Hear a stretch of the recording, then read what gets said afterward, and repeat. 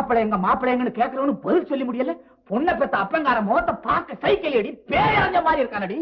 பின்ன அவன் நமக்கு எழுதின கடுதாசில நான் நேரா பட்டணத்துல இருந்து பொண்ணு வீட்டுக்கு வந்துடுறேன், நீங்க எல்லாம் செங்கல்பட்டுல இருந்து மதுராந்தகத்துக்கு போய் சேருங்கன்னு எழுதிருந்தா. அதை நம்பித்தானடி நாம இங்க வந்து அலமோதுறோம்.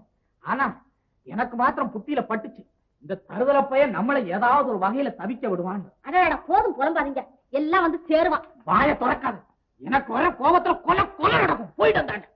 போறேன். பையன் தான் தாலி கட்டுற நேரத்துக்கு போனா போறோம்னு பொறுத்து வரானோ என்னமோ. இந்த புள்ள மரகதம் கல்யாணத்துக்கு முத நாளே ஆஸ்பத்திரியில லீவ் வாங்கிட்டு வரேன்னு எழுதியிருந்தாலே, வந்து சேர்ந்தாளா? மாப்பிள்ளை தங்கச்சி இல்லாம தான் இப்ப கல்யாணம் நின்றுகிட்டு இருக்கா. இப்ப இல்லன்னா அப்புறம் வந்து பாக்கட்டும். ஆஸ்பத்திரியில நர்ஸ் வேலை செய்யறவளுக்கு திடீர்னு லீவு கிடைச்சிருமா? இவன் மாதிரி வேலை வட்டி இல்லாதவளாவா?